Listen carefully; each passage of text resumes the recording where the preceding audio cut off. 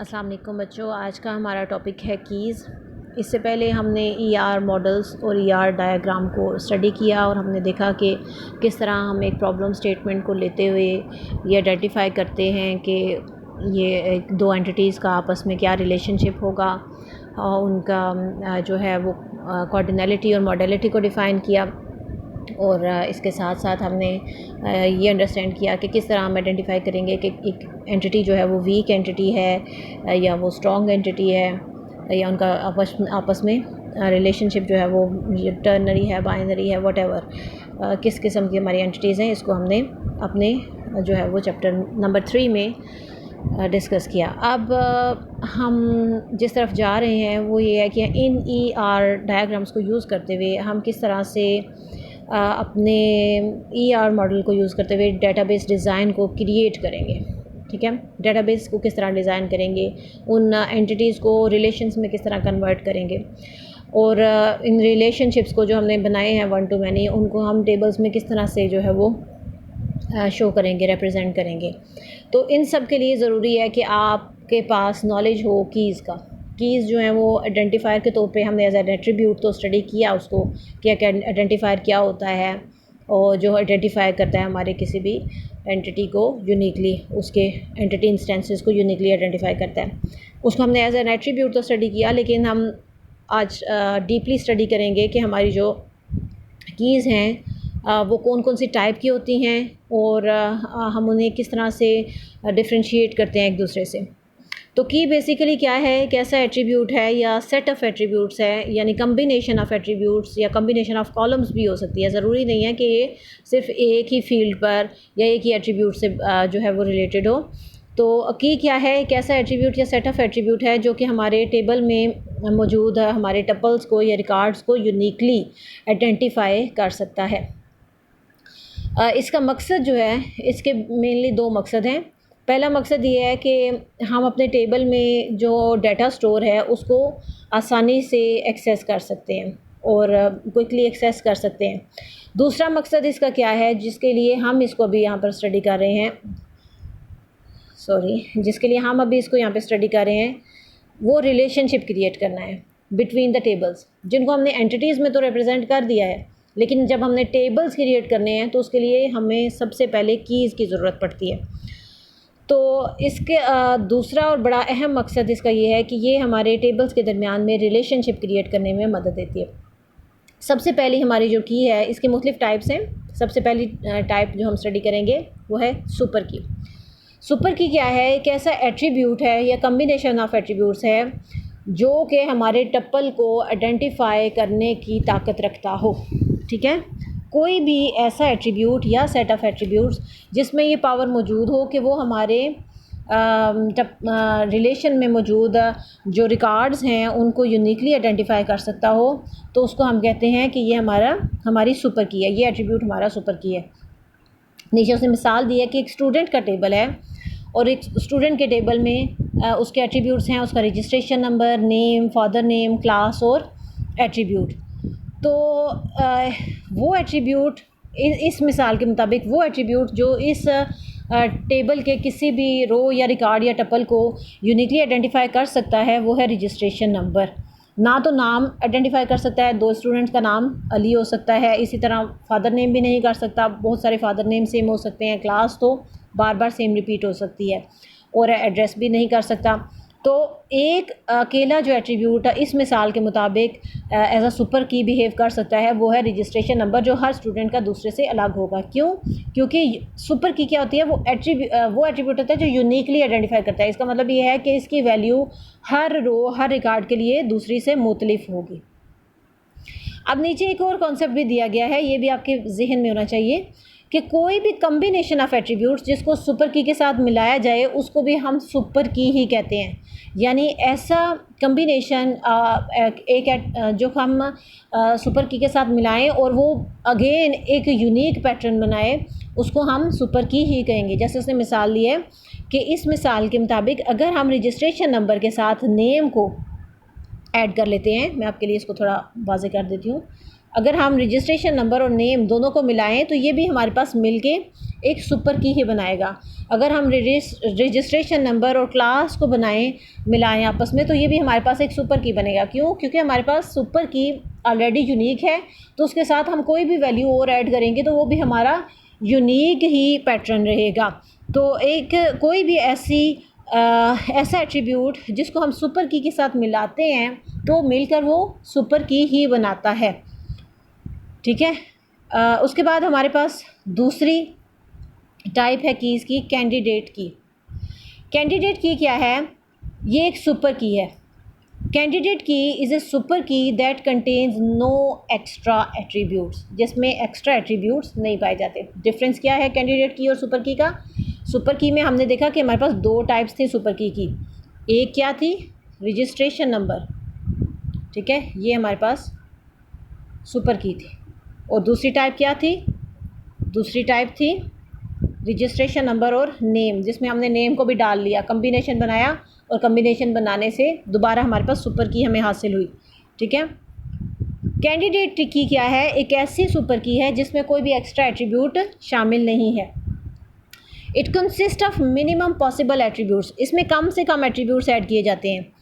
ए super की like registration name and name, registration number and name contains an extra field name, इसमें एक name की extra field मौजूद है। It can be identify a tuple uniquely in a relation but it does not consist of minimum possible attributes. ठीक है। जैसे ऊपर जो दो मिसालें दी गई थी कि रजिस्ट्रेशन नंबर हमारा जो है वो है, क्या उसको बोलते हैं, सुपर की है, और हमारे रजिस्ट्रेशन नंबर और नेम को अगर मिलाएं तो वो भी हमारी सुपर की है। लेकिन कैंडिडेट की हमसे क्या कह रही है कि इसमें मिनिमम जो है वो एट्रीब्यूट्स मौजूद हों। ठीक है। तो हम जो रजिस्ट्रेशन नंबर और नेम है ये है तो सुपर की, लेकिन ये कैंडिडेट की नहीं हो सकती। क्यों? क्योंकि इसमें मिनिमम पॉसिबल एट्रीब्यूट्स नहीं है। It means that the registration number and name is a super key but it is not a candidate key because it contains an extra field. On the other hand, registration number is a super key as well as candidate की। जो registration number है वो super की भी है और candidate की भी है। क्यों? क्योंकि उसमें मिनिमम पॉसिबल जो एट्रीब्यूट्स हैं वो यूज़ किए गए हैं। ठीक है। मैं आपको सादे अल्फाज में भी अगर कैंडिडेट की डेफिनेशन बताऊं तो वो कुछ इस तरह से होगी कि कैंडिडेट की वो की होती है वो तमाम एट्रीब्यूट्स जिनमें ये ताकत पाई जाती हो कि वो आपके रो या रिकॉर्ड को टेबल में यूनिकली आइडेंटिफाई कर सकते हों, उनको हम कैंडिडेट की कहते हैं, जबकि वो मिनिमम एट्रीब्यूट्स पर पॉसिबल एट्रीब्यूट्स को होल्ड करती हो। फॉर एग्जांपल अगर हमारे पास यहाँ पर ये गिवन नहीं है मिसाल, इसलिए इसको थोड़ा तवज्जो से सुनिए कि अगर हमारे पास एक स्टूडेंट का टेबल है और उसमें रजिस्ट्रेशन नंबर पाया जाता है और उसमें रोल नंबर भी पाया जाता है। उसके एट्रीब्यूट्स कुछ इस तरह से हैं, registration number, roll number, name, address. ठीक है। तो अब हमारे पास दो ऐसी फील्ड्स हैं जो कि सुपर की का रोल अदा कर सकती हैं मिनिमम पॉसिबल एट्रीब्यूट्स के साथ। पहली रजिस्ट्रेशन नंबर, दूसरी रोल नंबर। ठीक है। ये दोनों कीज़ सुपर की भी हैं और ये दोनों की एज अ कैंडिडेट की भी होंगी, क्योंकि ये एक कॉलम, यानी अगर हम रजिस्ट्रेशन नंबर को सिर्फ लें तो वो भी हमारे तमाम रिकॉर्ड्स को रोज़ को अलग अलग से यूनिकली आइडेंटिफाई कर सकती है, और अगर हम सिर्फ जो है वो रोल नंबर को लें तो वो भी हमारे तमाम रोज़ और रिकॉर्ड्स को यूनिकली आइडेंटिफाई कर सकती है, क्योंकि हर स्टूडेंट का रोल नंबर दूसरे से मुख्तलिफ होता है। ठीक है। तो एक टेबल में मल्टीपल सुपर कीज़ या मल्टीपल कैंडिडेट कीज़ जो हैं वो पाई जा सकती हैं, लेकिन याद रहे कि कैंडिडेट की कौन सी है जिसमें मिनिमम पॉसिबल एट्रीब्यूट शामिल हैं। अच्छा जी, अब प्राइमरी की कौन सी है? सबसे इम्पॉर्टेंट जो हमारी की होती है वो प्राइमरी की होती है, और उसको हम सेलेक्ट करते हैं अपनी कैंडिडेट या सुपर कीज़ से। प्राइमरी की क्या है? प्राइमरी की is A candidate key that is selected by the database designer to identify a tuple uniquely in a relation. A relation may contain many candidate keys, जैसे मैंने कहा कि ऐसा हो सकता है कि एक टेबल में एक से ज़्यादा कैंडिडेट कीज़ पाई जाती हों। When the designer select one of them to identify tuple in a relation, it becomes primary key. ऐसी कैंडिडेट की जिसको सेलेक्ट कर लिया जाता है कि वो आपके टेबल में मौजूद टपल्स को यूनिकली आइडेंटिफाई करेगा, उसको आप प्राइमरी की कहते हैं। ठीक है। ऑन दी अदर हैंड जो बाकी कीज़ रह जाती हैं वो कैंडिडेट कीज़ ही कहलाती हैं। It means that if there is only one candidate key it will automatically selected as primary key. अगर तो अबव मेंशन्ड एग्जांपल को लिया जाए स्टूडेंट की जिसमें रजिस्ट्रेशन नंबर, नेम और एड्रेस एट्रीब्यूट्स हैं, तो इसमें कैंडिडेट की एक ही पॉसिबल एट्रीब्यूट है जो कि है रजिस्ट्रेशन नंबर, और उसी को एज आ प्राइमरी की ले लिया जाएगा। लेकिन अगर एक टेबल में एक से ज़्यादा जो है वो एट्रीब्यूट्स पाए जाते हों जो कि आपके टेबल को यूनिकली आइडेंटिफाई कर सकते हो, यानी एक से ज़्यादा कैंडिडेट कीज़ पाई जाती हों, तो फिर उनमें से किसी एक एट्रीब्यूट को सेलेक्ट किया जाता है एज आ प्राइमरी की। ठीक है जी, मैं दोबारा से मेंशन कर देती हूँ। अगर आपके रिलेशन में एक से ज़्यादा ऐसे एट्रीब्यूट्स पाए जाते हैं जो उस रिलेशन को यूनिकली आइडेंटिफाई कर सकते हैं, तो उनमें से एक एट्रीब्यूट को सेलेक्ट किया जाता है एज आ प्राइमरी की। तो जो वो फॉर एग्ज़ाम्पल अगर दो एट्रीब्यूट्स पाए जाते हैं तो वो दोनों एट्रीब्यूट्स कैंडिडेट कीज़ कहलाएंगे। लेकिन जब उनमें से किसी एक को एज अ प्राइमरी सेलेक्ट किया जाएगा एज अ प्राइमरी की, तो जो जिसको सिलेक्ट किया जाएगा वो कैंडिडेट की नहीं कहलाएगी, वो फिर क्या हो जाएगी, वो प्राइमरी की हो जाएगी। ठीक है जी। प्राइमरी की को डिफ़ाइन करने के कुछ रूल्स हैं कि कुछ इंपॉर्टेंट पॉइंट्स हैं जो हर प्राइमरी की में मौजूद होने चाहिए, उनको हम स्टडी कर लेते हैं। पहला पॉइंट है relation can have only one primary की। एक टेबल में सिर्फ एक ही प्राइमरी की पाई जाएगी। Each value in primary key attribute must be unique. हर रो के लिए आपकी जो प्राइमरी की वैल्यू है वो यूनिक होगी, डिफरेंट होगी दूसरी से। Primary key can not contain null value. अब क्योंकि ये हर रिकॉर्ड को यूनिकली आइडेंटिफाई करने के लिए इस्तेमाल होती है, तो प्राइमरी की को कभी भी खाली नहीं छोड़ा जा सकता, इसके अंदर कोई ना कोई डाटा रखना ज़रूरी है। ठीक है जी। अब यहाँ पर इसने नीचे एग्जांपल दी है टेबल की जिसमें प्राइमरी की लिखा गया है रजिस्ट्रेशन नंबर को और नेम और एड्रेस। आप देख सकते हैं 10, 20, 30, यानी रजिस्ट्रेशन नंबर की जो वैल्यू है वो रिपीट नहीं हो रही किसी के लिए। ऐसा नहीं है कि पहले एट्रीब्यूट के लिए भी 10 है और दूसरे के लिए भी 10 है। हर एट्रीब्यूट की जो वैल्यू है वो दूसरे से यूनिक है। और एक टेबल में पहला रूल क्या था, एक ही प्राइमरी की होगी, तो इस टेबल में एक ही प्राइमरी की है जो कि है रजिस्ट्रेशन नंबर। दूसरे क्या थी कि हर एक के लिए वैल्यू अलग अलग होगी, तो 10, 20, 30 हर एक टपल हर एक रिकॉर्ड के लिए जो वैल्यू है वो अलग अलग है। तीसरा पॉइंट क्या था कि आप इसको हाल ही नहीं छोड़ सकते। तो आप देख सकते हैं कि इसमें अभी तक 3 रोज़ पाई जा रही हैं और तीनों रोज़ के लिए जो वैल्यूज़ हैं प्राइमरी की वो मौजूद हैं। अल्टरनेट की हमारी नेक्स्ट टाइप ऑफ की है अल्टरनेट की। ऐसी की जो कि कैंडिडेट की हो लेकिन उसको प्राइमरी की के तौर पर सेलेक्ट ना किया जाए, तो उस की को हम कहेंगे अल्टरनेट की। ठीक है जी। The candidate key that are not selected as primary key are known as alternate keys. नीचे इस एग्जांपल से हम इसको एक्सप्लेन करते हैं। एक टेबल लिया गया है जिसमें 4 एट्रीब्यूट्स हैं, registration number, roll number, name and class. वही मिसाल जो मैंने आपको ऊपर दी थी कि एक टेबल में हमने रजिस्ट्रेशन नंबर भी ले लिया और रोल नंबर भी ले लिया।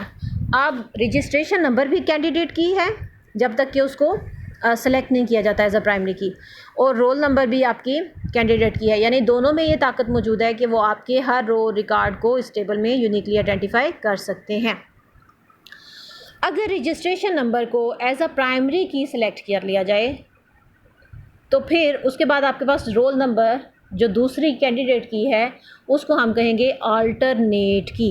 एक ऐसी की जिसको इस्तेमाल नहीं किया गया एज ए प्राइमरी की, उसको कहेंगे हम अल्टरनेट की। ठीक है जी। तो ऐसा एट्रीब्यूट जिसको जिसमें ये कैपेबिलिटी मौजूद हो कि वो यूनिकली आइडेंटिफाई कर सकता हो, वो कैंडिडेट की हो लेकिन उसको सेलेक्ट ना किया जाए एज अ प्राइमरी की, तो उसको हम कहते हैं अल्टरनेट की। Now what is the purpose of alternate की। अल्टरनेट की का मकसद ये है कि इन केस किसी वक्त किसी मजबूरी में हमें जो हमारी प्राइमरी की है, जिसको हमने प्राइमरी की बनाया हुआ है, उसको रिमूव करना पड़ता है टेबल में से, तो हमारे पास कौन सी वो पॉसिबल और एट्रीब्यूट्स हैं जिनको हम एज एन जो है वो की मेन की या प्राइमरी की यूज़ कर सकते हैं। ये पर्पज़ है आपके अल्टरनेट की का। इसके बाद हमारे पास आ जाती है कंपोजिट की। कंपोजिट की वो होती है जो एक से ज़्यादा एट्रीब्यूट्स को मिलाकर बनाई जाती है। ऐसी प्राइमरी की जो एक से ज़्यादा एट्रीब्यूट्स को मिलाकर बनाई जाए उसको कंपोजिट की कहते हैं। जैसे यहाँ पर हमारे पास नीचे गिवन टेबल में 3 एट्रीब्यूट्स मौजूद हैं, roll number, subject and marks.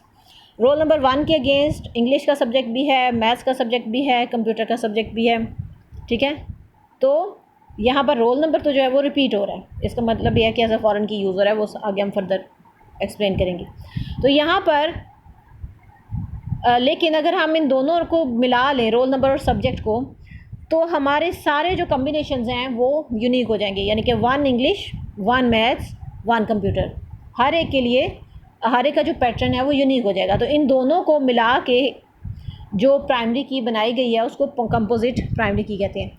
ये यहाँ पर तो सिर्फ ये एग्जांपल गिवन है, बाकी सिनेरियोज़ में भी लाइक अगर हम जो है वो कोई से भी 2 ऐसे एट्रीब्यूट्स लेते हैं जिनको मिला के हमारे पास एक यूनिक पैटर्न बनता है और उसको हम जो है वो एज अ प्राइमरी की यूज़ कर लेते हैं, तो उसको फिर हम कंपोजिट की या कंपोजिट प्राइमरी की का नाम देते हैं।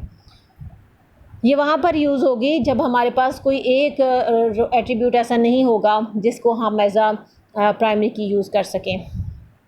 फॉरेन की, तो वहाँ पर हम कंपोजिट कीज़ को यूज़ करते हैं जहाँ पर हमारे पास एक एट्रीब्यूट ऐसा नहीं होता, यानी कि मिला के हमें एट्रीब्यूट्स को एज अ यूनिक पैटर्न बनाना पड़ता है। फॉरेन की क्या कहती है? अब फॉरेन की और प्राइमरी की बेसिकली वो 2 मोस्ट इंपॉर्टेंट कीज़ हैं जो हमारे डेटाबेस में यूज़ होती हैं, और इसका जो आपस में इनका जो रिलेशनशिप है वो बड़ा ही इम्पॉर्टेंट है। फॉरेन की क्या है? फॉरेन की एक ऐसा एट्रीब्यूट या सेट ऑफ एट्रीब्यूट्स हैं जिनकी वैल्यू मैच करती है किसी और टेबल में मौजूद प्राइमरी की से, ठीक है जी। फॉरेन की क्या है? एक ऐसा attribute is an attribute or set of attribute in a relation whose value match a primary key in another relation. The relation in which primary key foreign key is created is called dependent table or child table. जिस table में foreign key create की जाती है उसको dependent या child table कहा जाता है, and the relation to which foreign key refers is known as parent key, or in other words the relation in which primary key is created is called the parent की, जिसमें mainly वो primary की create की गई होती है जिसको as आ foreign की रेफ़र किया जाता है, उसको पेरेंट टेबल कहा जाता है। ये कीज़ क्यों यूज़ होती हैं? यहाँ पे इसकी एक्सप्लेनेशन है। The key connects to another relation when a relationship is establish between 2 relations. अब मेनली आपको पता चलेगा, ये लाइन आपको बता रही है कि जो रिलेशनशिप हम बना रहे हैं हम अपने ERD में और जिनको हमने डेटाबेस डिज़ाइन में कन्वर्ट करना है, उसमें जो हमारा आइडेंटिफायर की है यानी जो प्राइमरी की है उसको जब एज अ फॉरेन की दूसरे टेबल में भेजा जाता है तो उनका आपस में रिलेशनशिप इस्टेब्लिश होता है। उस रिलेशनशिप को इस्टेब्लिश करने के लिए फॉरेन कीज़ यूज़ की जाती हैं, ठीक है जी।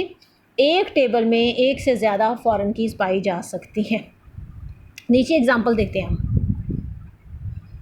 एग्ज़ाम्पल क्या है कि हमारे पास पेरेंट टेबल है स्टूडेंट का, जिसमें उसका नेम, रोल नंबर और एड्रेस पाया जाता है, और उसका जो रोल नंबर है वो एज आ प्राइमरी की काम कर रहा है। इसी रोल नंबर को एज अ फॉरेन की हम भेज देंगे कहाँ पर? मार्क्स के या चाइल्ड टेबल में, ठीक है जी। दूसरा टेबल है जिसमें रोल नंबर और सब्जेक्ट को मिला के उसकी कंपोजिट, इस टेबल की कंपोजिट की जो है वो बनाई गई है, प्राइमरी की बना ली गई है। अब ये कॉन्सेप्ट मैं आपको इसलिए साथ में दे रही हूँ कि जब आप फॉरेन की भेजते हैं किसी टेबल में, तो ये हो सकता है कि उसमें फॉरेन की जहाँ पर भेजी जा रही है वहाँ पर किसी और टेबल एट्रीब्यूट के साथ मिलाकर उस टेबल की जो है वो कंपोजिट प्राइमरी की बना ली जाए उस फॉरेन की के साथ मिला के, ताकि अलग से जो है वो उस टेबल में या चाइल्ड टेबल को अपनी जो है वो की ना बनानी पड़े, क्योंकि वो चाइल्ड टेबल है, वो डिपेंडेंट टेबल है। तो आपको पता है कि जो चाइल्ड टेबल है वो फुली पेरेंट टेबल के ऊपर डिपेंड करता है, तो इसलिए उसकी अपनी की नहीं होती, बल्कि उसकी जो की है वो जो आप प्राइमरी की भेजते हैं उसकी मदद से बनाई जाती है। तो यहाँ पर हमारे पास जो चाइल्ड टेबल है उसमें रोल नंबर और सब्जेक्ट को मिला के कंपोजिट प्राइमरी की बना ली गई है। अब जब हम प्राइमरी की को एज अ फॉरेन की दूसरे टेबल में रेफ़र करते हैं, भेजते हैं, तो जो हमारा हम इस बात को इंश्योर करते हैं, यानी डेटाबेस इस बात को इंश्योर करता है कि फॉरेन की जो है उसके टेबल में कोई भी ऐसी वैल्यू नहीं पाई जाएगी उस फील्ड में, प्राइमरी की फील्ड में, जो कि प्राइमरी की में ना पाई जाती हो, फॉरेन की फील्ड में जो कि प्राइमरी की में ना पाई जाती हो। फॉर एग्ज़ाम्पल आप यहाँ पर अगर देखें तो हमारे पास रोल नंबर 1, 2 और 3 मौजूद हैं।